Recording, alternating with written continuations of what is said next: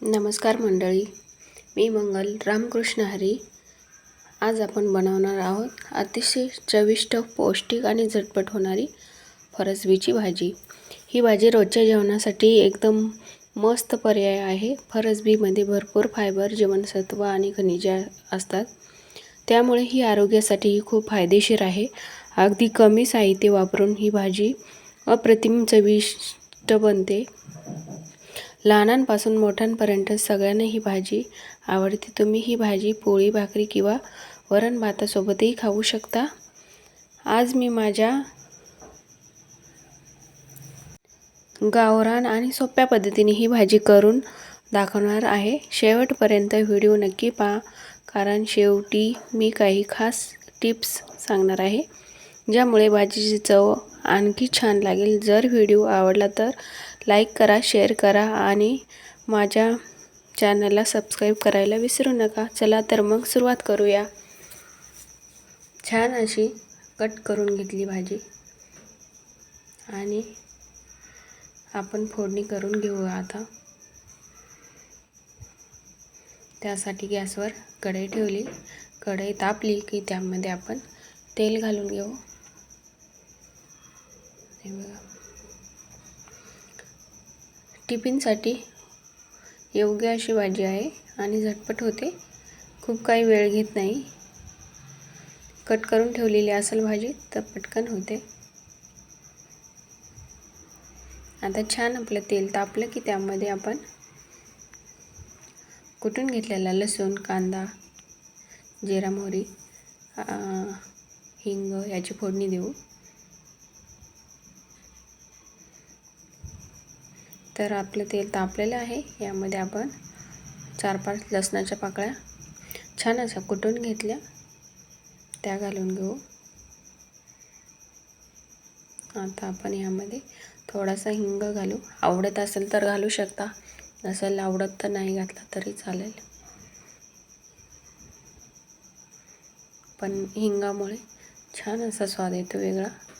त्यानंतर आपण त्यामध्ये कांदा घालून घेऊ, कट करून घेतलेला, आणि छान असा गोल्डन होईस्तोपर्यंत परतून घेऊ.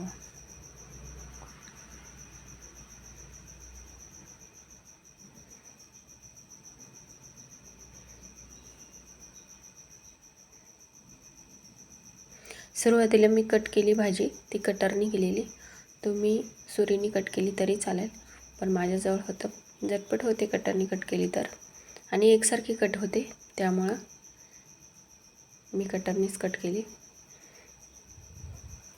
तर छान असा गोल्डन कलर येतोपर्यंत. त्यानंतर आपण ह्यामध्ये तुमच्याजवळ जे उपलब्ध असतील ड्राय मसाले ते घालू शकता.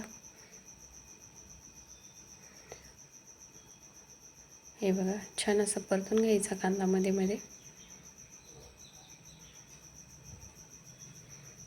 कांदा छान परतला ना, लसूण कांदा, की छान फोडणी होते. आता मी यामध्ये जिरा मोहरी घातली नाही. तुम्हाला आवडत असेल तर तुम्ही घालू शकता, पण ही मी टिफिनसाठी बनवत आहे माझ्या मुलाच्या, त्यामुळे त्याला आवडत नाही म्हणून मी घातली नाही. तुम्हाला आवडत असेल तुम्ही घालू शकता. आता आपला कांदा छान परतला आहे. आता आपण ड्राय मसाले घालून घेऊ. ड्राय मसाल्यांमध्ये लाल तिखट, कांदा लसूण मसाला, हळद, जिरं पावडर, गरम मसाला, धना पावडर आणि मीठ हे तुमच्या चवीनुसार तुम्ही घालू शकता.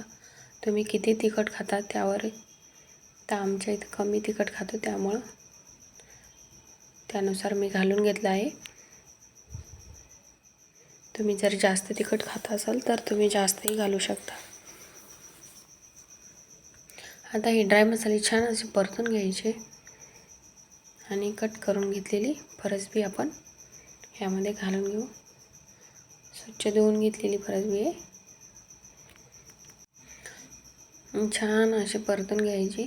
ह्या भाजीमध्ये खूप पाणी असतं, त्यामुळं पाण्याचा काही वापर करावा लागत नाही. त्यासोबत आपण ह्यामध्ये कांदा पण वापरलेला आहे, त्यामुळं भरपूर असं पाणी होतं. त्यामुळे ह्या भाजीला पाणी घालायचं नाही. अशीच ही भाजी शिजवायची, खूप छान चव येते. तर भांड्याला लागली होती ती सर्व काढून घेतले मी. आणि आता आपण यावर झाकण ठेवून एक छान अशी वाफ काढू.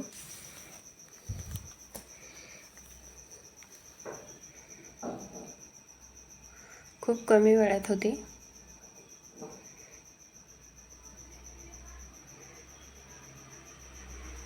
आणि कलर पण भाजीचा टिकून राहतो. आता एक वाफ झाली आहे. पहा मंडळी, आता भाजीचा रंग किती छान दिसायला लागला आहे. फरसबी जास्त शिजवू नका, त्यामुळे तिचा कुरकुरीतपणा आणि पौष्टिकता टिकून राहते. मसाला व्यवस्थित एकजीव झाला की भाजीची चव आणखीन खुलते. ही रेसिपी तुम्ही एकदा नक्की करून पहा आणि कशी वाटली ते कमेंटमध्ये नक्की सांगा. त्यानंतर आपण ह्यामध्ये हवा असेल तर तुम्ही शेंगदाण्याचा कुट्टा घालू शकता. मी एकदम नॉर्मली घातला आहे. आणि आपली भाजी शिजली आहे.